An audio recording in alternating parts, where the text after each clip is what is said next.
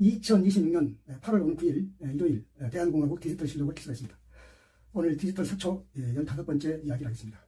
오늘은 여러 가지 유형의 그 문학작품이라든가 이런 것을 말할 텐데, 지금 가장 핫 이슈가 이번에 새로운 외국 영화가 하나 개봉되는데, 오디세이아라고, 제가 아직 못 봤습니다만은 제가 꼭 기회가 되면 보려고 그래요. 왜 그러냐면 거의 한 60년 전에, 50년 전에 유리시스라고, 그러니까 유리시스라고 할 때는 그 당시만 해도 영어권이 세계를 주장하니까, 유리시스는 오디세이우스의 말하자면 라틴어식이니까 영어식이죠. 라틴어의 한 갈래가 영어니까 유리시스라 해가지고 주인공도 유리시스 이름으로, 물론 유리시스는 오디세우스를 말하는 거죠.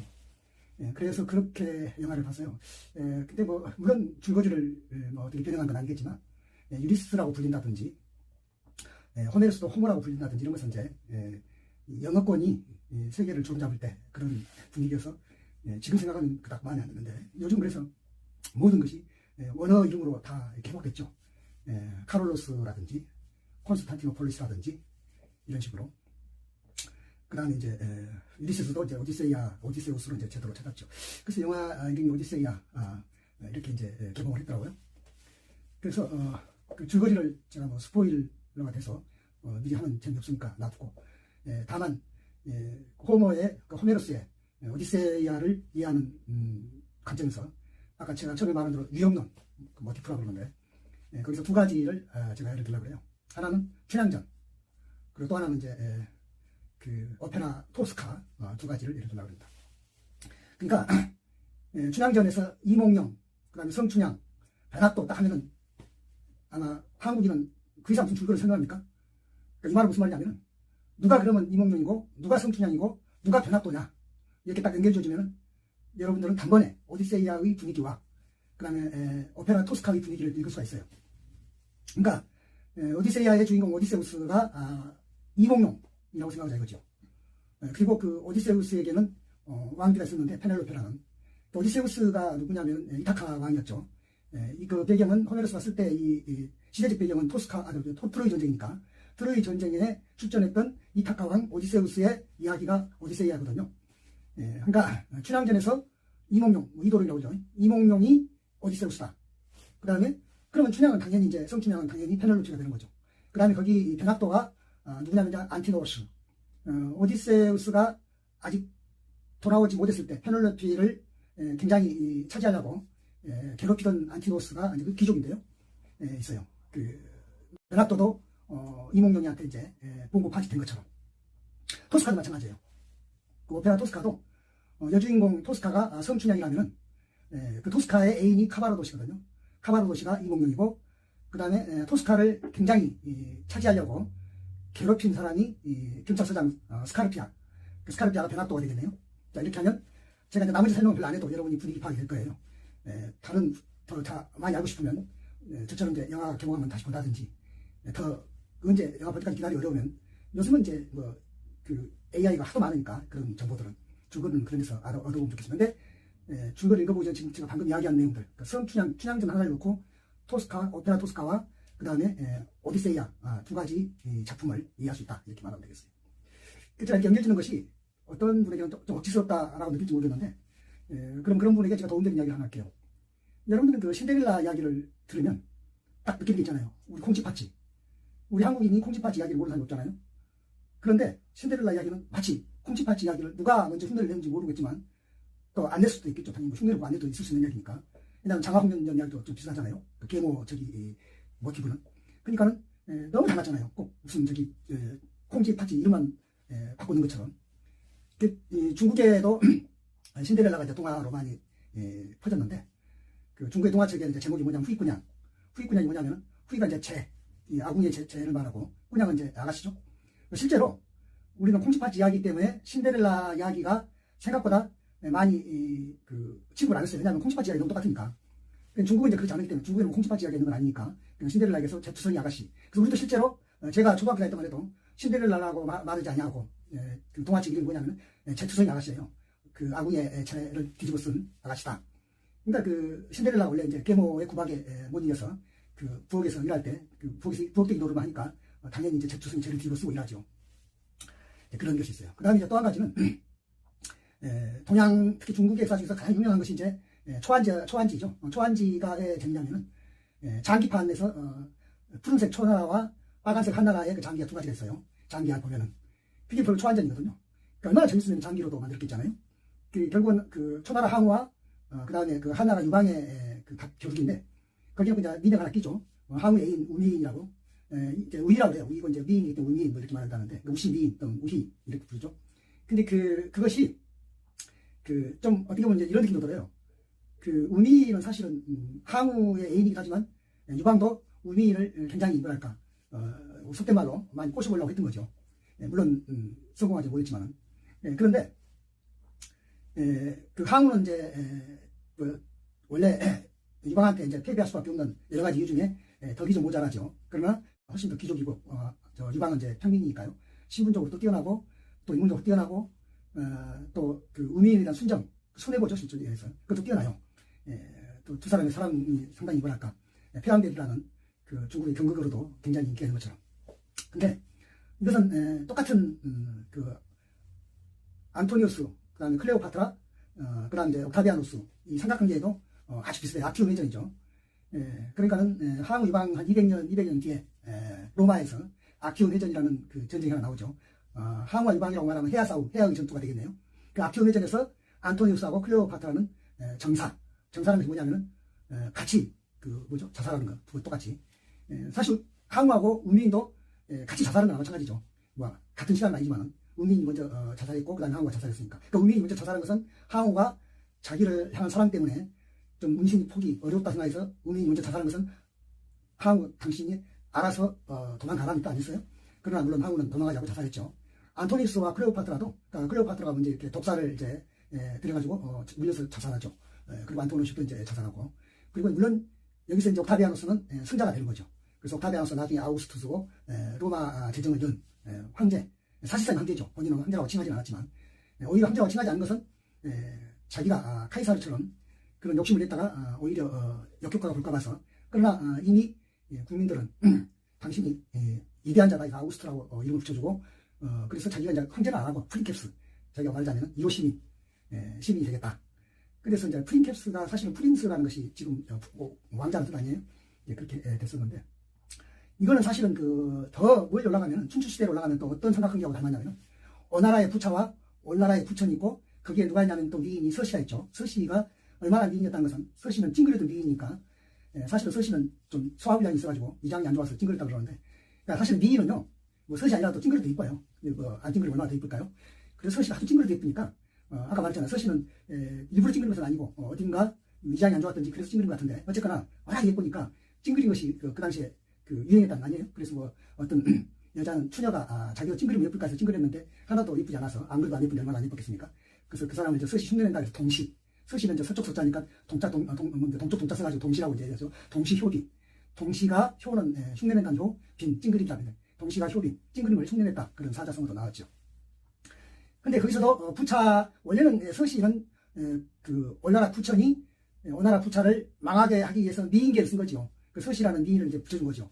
그러니까 서씨가 아까 말했지만 얼마나 예뻐요. 그러니까 부차가 폭 빠져가지고. 그래서 원래는 오나라가 올나라를 이겨서 부천이 부차에게서 노예를 썼잖아요. 태정국의 왕이니까 노예를 썼는데 어떻게 했냐면 부천이 정말로 그 부차의 똥이라도 핥으면서 충성에 대한 그 공화정 말기에 안토니우스 그리고 후한 말에 여포 또 춘추시대 미인 서씨와 그 다음에 이제 초안전 시기에 미인 우미인 그리고 로마 공화정 말기에 클레오파트라 그리고 후한 말에 초선 또 춘추시대 올나라 부천과 그 다음에 초안전 시대의 유방 그리고 로마 공화정 말에 옥타비아누스 그리고 후한 말에 조조 이렇게 연결해 보면 이해가 빨라요. 그러니까는 역사를 이해하거나 아까 문학작품을 이해하거나 어떤 작품을 이해하거나 이럴 때도 이렇게 유형별로 연결해보면 좋다는 이야기죠. 그러니까 아까 성춘향, 페넬로페, 그 다음에 토스카, 그 다음에 이몽룡, 오디세우스, 그리고 카바라 도시 이렇게 하는 뜻이. 이제 또 저기도 있어요. 이제 카이사르가 브루투스한테 죽었잖아요. 카이사르가 브루투스한테 죽은 거는 이 카이사르의 양자가 브루투스거든요. 그러니까는 사실은 죽일 사이가 아니죠. 근데 브루투스는 이제 그 원로원의 원이니까 공화정을 주장을 하고, 그때는 그냥 브루투스만 공화정을 주장한 게 아니라 로마 전체가 공화정 시대예요. 그 로마 제정 되기 전이니까. 근데 카이사르가 노리는 거 뭐냐면은 재정을 노리는 거, 자기 재정. 자기가 친황제만 하지 않았다 뿐이지, 그 당시에 로마 공화정은 이제, 뭘 뽑냐면은 독재관을 뽑아요. 딕테이터라고. 선거하듯이 뽑아가지고, 그 2년 동안, 임기 2년 동안 정권을 주죠. 그리고 전시에는 임기를 1년으로 줄여요. 그렇게 해서 정권을 줘요. 왜냐하면 언론이 지금으로 말하면 국회 같은 것이니까 국회가 정치 행정을 할 수 없잖아요. 그러니까 이제 그 집정관을 뽑는 거죠. 근데 3명을 뽑았어요. 삼두정치라고 해가지고. 그러니까 1인지배가 아니죠. 그걸 과두지배라고 그래요. 과두지배. 삼두정말. 과두란 말은 1인지배가 아니고 몇 명이 복수의 사람을 지배한다. 그냥 공화정은 1인지배가 아니고 1인지배라는 건 재정이니까. 그런데 이제 카이사르가 욕심 난 거죠. 크라수스라든가 그 폼페우스라든가 이런 그 자기 경쟁자들을 없애버리고 자기가 혼자 해야 되겠다. 이런 욕심이 생긴 거죠. 그걸 이제 로마 언론은 싫어하죠. 그래서 카이사르를 이제 갈리아에 있던 카이사르를 이제 이렇게 돌아오도록 소환을 내렸어요. 로마 언론이. 왜냐하면 갈리아가 어디냐면 지금은 그 프랑스라든가 그 아나토리아 뭡니까 프랑스 스페인 이쪽이 갈리아인데 그 갈리아 지방이라고 그래요. 그 이제 로마 갈리아 원정이 가지고 그래서 이제 지금으로 말하는 마치 총독처럼 그 카이사르가 있었거든요. 왜냐면 자기가 정복할 땅이니까. 그 이제 로마로 돌아오면서 무장하지 말고 왔는데 오라 했는데 전혀 그렇게 하냐. 그냥 완전 카이사르가 자기를 없애버릴 목적으로 소환한지. 그러니까 오히려 무장하고 와서 이제 로마에 입성하고 언론에 출석을 했죠. 그러나 자기는 그렇게 암살당할 줄 몰랐죠. 언론에 들어가가지고 브루투스를 비롯한 언론들이 23군데를 칼로 난자해서 죽여버려요. 그때 죽기 직전에 그 카이사르가 딱 보니까는 그 자기에게 칼을 찌른 그 암살 언론들 중에 브루투스가 있어서 양자인 브루투스 너마저 이렇게 이제 했단 말이에요. 그래서 이제 브루투스가 뭐냐면 나는 양부인 카이사르를 사랑한다. 그러나 나는 로마를 더 사랑한다. 그 말은 뭐냐면 로마 공화정을 더 사랑한다 그 말이죠. 그러니까 자기 양부가 카이사르가 사랑하지 않아서 자기가 암살한 것이 아니라 독재자가 되려고 하기 때문에 그 재정을 주려고 하기 때문에 공화정을 무너뜨리려고 하기 때문에 욕쓴다 그런 말이에요. 근데 이게 뭐가 비슷하냐면요. 우리 고려 무신 정권을 하나 예를 들게요. 그 정중부를 죽인 애가 누구냐면 경대승이거든요.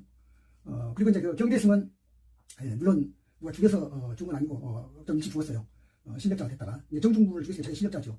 그래서 이제 이의민이 다시 경대승 뒤에 이제 출연해가지고 완전히 무인 천하를 이제 차지한 거 아니에요. 그 이의민은 사실은 그 정중부 때 자기 그 똘만이었는데, 그러니까 정중부는 어쨌든 무신 정권의 두목이니까 카이사르라고 한다면 경대승은 정중부를 죽인 경대승은 마치 브루투스가 그 카이사르를 죽인 것처럼 그렇게 이제 역할을 했는데, 그러나 무인 천하는 경대승이 나이가 어린 나이에 죽음으로써 이의민에게 돌아갔고 마치 이의민이 옥타비아누스처럼 천하를 차지한 거죠.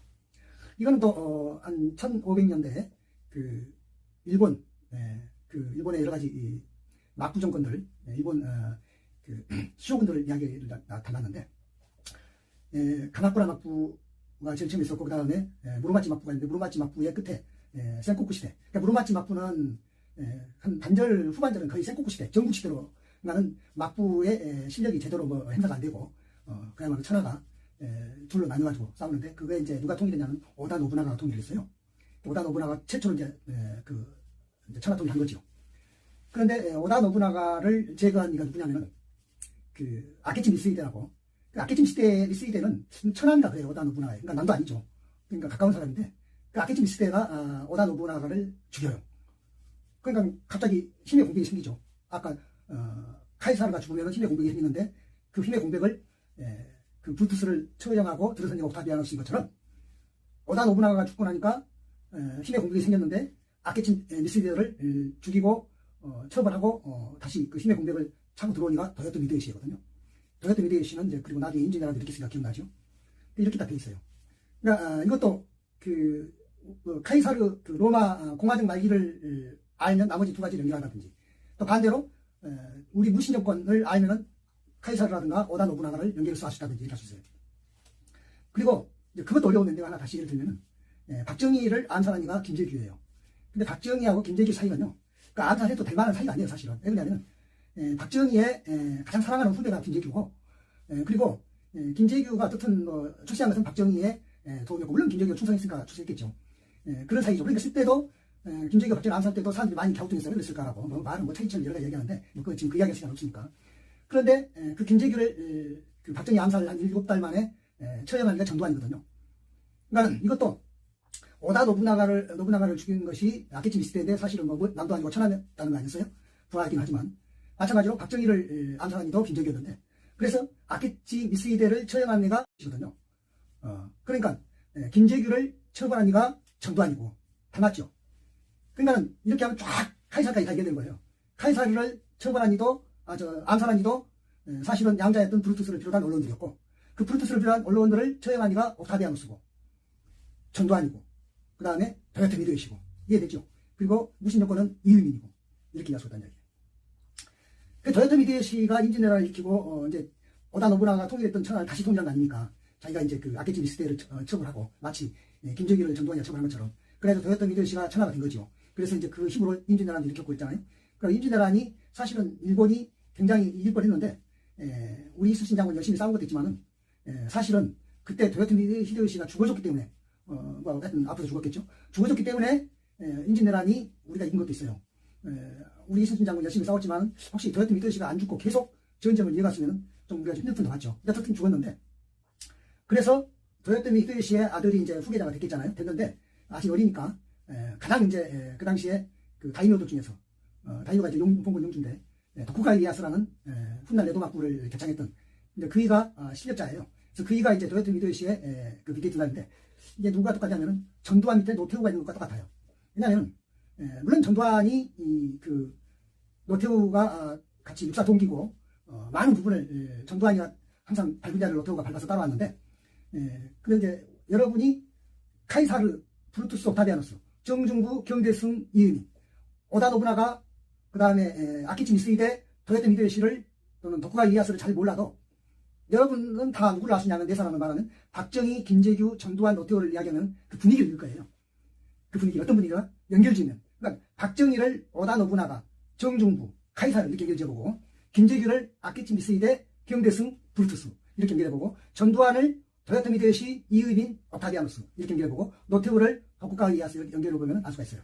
그리고 이 연결하는 거는 제가 많이 시도한 일인데, 왜 저는 이렇게 연결을 짓느냐, 아주 애우려고 했을 필요 없어요. 이해하기가 빨라요. 왜냐하면 우리가 사람 이름은 하도 많다 보니까 역사는 연대에 외운 것하고 연도에 외우는 거 사람 이름 외우는 것이 참 어렵거든요. 그 다음에 그거는 그래도 쉬운데 뭐가 어렵냐면 이제 그 스토리를 알고 누가 갑이고 누가 을인지를 하는 것이 더 어려워요. 근데 이렇게 딱 연결적으로 보면 떠올라요. 그리고 그 스토리, 그러니까는 로마 공화정에서 제정으로 넘어가는 그 국면, 무신 정권이 이어가는 국면, 그 다음에 그 일본 센코쿠 시대가 통일되는 국면, 그리고 박정희, 전두환, 노태우로 이어지는 국면을 딱 해볼 때 이렇게 연결지는 스토리까지 여러분이 기억하기가 참 좋습니다. 제 이 강연을 듣고 그런 데서 큰 도움을 받기를 바랍니다. 오늘은 그 영화 오디세이아가 개봉됐다는 반가운 소식을 전하면서 혹시 여러분들 영화 보시면